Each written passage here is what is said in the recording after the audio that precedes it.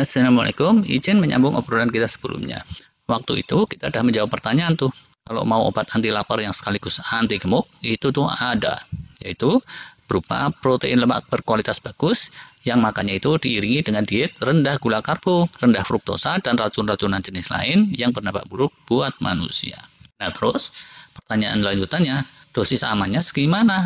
Nah, namanya obat tentu ada dosis kan ya, dan juga namanya obat yang benar itu kalau penyakitnya udah sembuh nggak perlu diterus-terusin. Ini pun sama, nanti kalau urusan udah beres, badan udah nggak melar dan melar terus, cekap rapot merahnya udah menyingsing, ya pola makannya bisa disesuaikan dengan pola lain yang lebih balance, macam diet Mediterranean kayak, atau apalah gitu yang kira-kira sesuai selera, asalkan jangan balik lagi ke pola makan ngawur yang kebanyakan gula karbo junk food.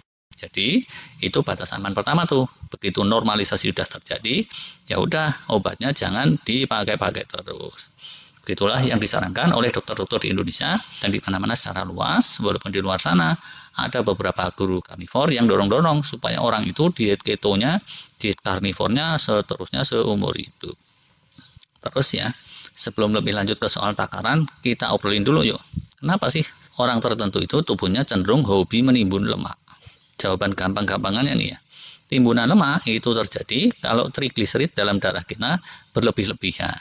Ya terus, trigliserid itu berlebih-lebihan karena apa? Yang tipikal ada dua sebab. Pertama, karena asupan gula karbo yang berlebihan. Sekali lagi, gula karbo junk food nih, bukan lemak protein yang berkualitas bagus. Kemudian yang kedua, karena sistem kita itu kepelintir. Nah, kenapa kok asupan gula karbo junk food berlebihan nyamber ke trigliserid? Gini ya. Gula karbo berlebih, dia itu akan ningkatin kadar glukosa dalam darah di sistem kita, dan seterusnya. Nah, glukosa tinggi itu amat bahaya. Kadar glukosa itu bahaya, glukosa tinggi juga bahaya. Pernah lihat nggak sih? Buah mangga kalau udah kematangan, kalau kadar gulanya udah kelewat tinggi gitu ya, dia itu jadi lembek, gampang hancur kan ya. Bahayanya antara lain yaitu integritas sel-sel tubuh kita bakalan hancur kayak gitu kalau kadar glukosa kelewatan tingginya. Karena itu, glukosa tinggi itu terus diredam dengan berbagai cara oleh tubuh kita. Sebagian dibuang keluar, sebagian dibakar-bakarin untuk sumber energi, dan kalau masih membludak terus, yaitu dikonversi jadi trigliserid itu. Nah, kalau yang dikonversi ke trigliserid itu kelewatan banyak, ya udah, oleh sistem kita itu terus sebisa-bisa dinormalisir juga, antara lain dengan dipakai-pakai untuk berbagai keperluan, dan kalau masih sisa banyak, terus ditimbunlah jadi lemak. Karena nimbun lemak itu perlu waktu, biasanya terus jadi keciri deh tuh. Saat darah diperiksa, kadar trigliseridnya masih tinggi aja terus walaupun udah puasa semalaman. Hal lain yang bikin trigliserid tinggi, yang kedua tadi, kalau sistem kita kepelintir. Kepelintir bisa oleh resistensi insulin gitu, salah satu yang tipikal. Kalau ada resistensi insulin, itu si glukosa dilepeh-lepeh sama sel-sel ditolak-tolak. Jadinya ya dia kentayangan di darah aja terus, nggak nurun-nurun. Buntutnya terpaksa lah dikonversi jadi trigliserid itu tadi. Tipikal yang lain itu kalau levernya error, entah oleh fatty liver yang udah menaun, atau karena kebanyakan asupan fruktosa dan racun-racun lain yang membebani dia, atau apapun sebabnya, sehingga ya kemampuan mengatur-ngatur dan memproses tidak lagi efisien. Tipikal yang lain lagi itu yang kepelintir konstelasi gut microbiome gitu, mikrobiota di perut kita. Dia ini bisa dibilang otak keduanya kita loh.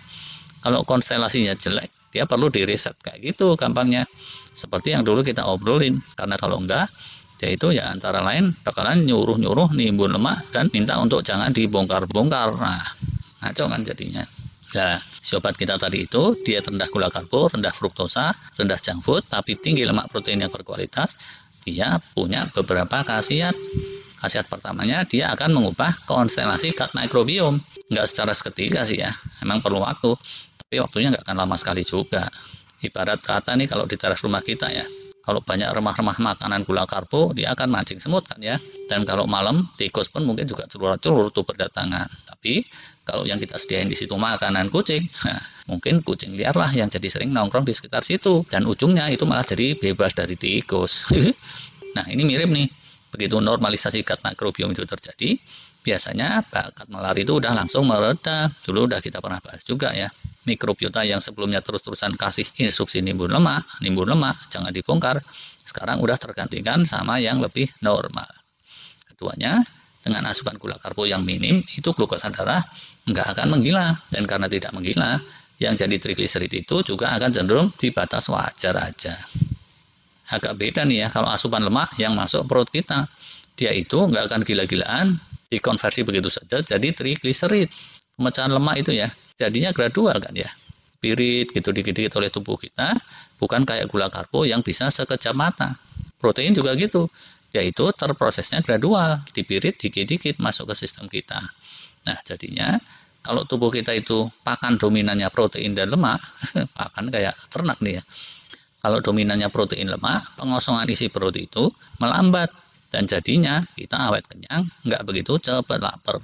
Terus ya, kalau protein itu banyak asupannya, dia itu akan memancing healing dan perbaikan di tubuh kita yang lebih kenceng. Protein itu kan biomaterial ya, building block untuk pertumbuhan dan perbaikan. Tubuh kita nih ya, bisa dibilang kayak emak-emak yang pintar masak itu loh. Kalau tiba-tiba dapat kiriman banyak bahan mentah yang bagus-bagus, dia jadi keranjingan masak kan ya biasanya. Nah terus biasanya saking sibuknya emak-emak itu bisa sampai keringetan gitu, bisa sampai ngos-ngosan juga bahkan. Karena ya masak yang lebih dari biasanya itu akan lebih menguras energi. Lah, healing yang kencang itu juga lebih menguras energi dibandingkan dengan yang biasa-biasa aja. Kebutuhan energi kita terus jadi meningkat, sehingga yang terus ketimbun jadi lemak itu akan turun. Ini dulu juga ada pernah kita bahas tuh ya. Nah, terus balik lagi ke soal batas nih. Kalau kita keasup protein dan lemak kelewatan, itu bahaya apa enggak sih? Nah, bahaya juga. Tapi sebelum ngomongin soal kuantitas, kita bahas dulu yuk soal kualitas. Amat bahaya kalau tubuh kita itu dapat masukannya protein berkualitas hancur dan lemak yang berkualitas hancur. Nah, ini batasan penting juga nih. Jadi sebelum ngomong batasan kuantitas, perhatiin dulu tuh kualitasnya. Protein yang berkualitas baik kayak apa, dan lemak yang berkualitas baik kayak apa, ini silahkan googling sendiri. Panjang lagi ceritanya, tapi sebagian penonton mestinya udah pada tahu kan ya. Nah, terus yuk sekarang soal kuantitas. Kalau kurang banget, tubuh kita itu bakalan stunting, kurang gizi buruk. Sedangkan kalau berlebihan bakal jebol juga. Nah, karena sebahaya itu, maka di tubuh kita itu ada alarmnya. Alarm ini lebih kencang daripada alarm yang nahan asupan gula karbo atau yang lainnya. Coba aja kalian lihat tuh, restoran all you can eat. Kalian kan dibebasin makan daging yang mahal-mahal sepuasnya. Tapi no, mereka nggak cepat bangkrut. Karena ya tubuh kita itu akan otomatis menyetop kalau kita udah kemasukan lemak protein kebanyakan. Sesekali ya mungkin ada tuh yang sok jago. Oh, kalau saya bisa kok ngabisin daging steak 1200 gram sekali makan. Ya, tapi orang paling dogol sedunia pun tetap aja, yaitu manusia bukannya singa Afrika. Nah, kalau singa Afrika tuh ya, dia bisa ngabisin sekali makan 50 kilo daging segar. Dan rata-rata hariannya itu bisa 5-7 kilo daging. Tapi kalau manusia, pagi, siang, malam segitu, beberapa hari berturut-turut, ya nggak akan bisa. Itu bisa langsung opname tuh, atau yang lebih ngeri lagi dari itu. Berapa gram protein sih yang bisa dijadiin patokan? Kira-kira itu ya tinggi badan dikurangi 110 gitu deh, idealnya. Misal nih, si Ucok tinggi badannya 175, berarti dikurangi 110 sama dengan 65 gram protein lah buat dia per hari rata-ratanya. Kalau maksimumnya bisa 2 kalinya itu, yaitu kalau minim lemak. Lebih detailnya ini bisa juga di googling sendiri. Buat yang nggak mau pusing ya dengan angka-angka, ada lagi patokan yang lebih gampang dan lebih praktis, lebih filosofis. Berhentilah makan sebelum terasa kenyang. Atau kalau mau lebih mendekati ideal, atur-aturlah agar perut kita itu isinya sepertiganya itu air, sepertiganya makanan padat, dan sepertiganya lagi itu dikosongkan saja diisi udara. Kayak gitu deh. Saya kira cukup nih ya untuk yang sekarang. Terima kasih.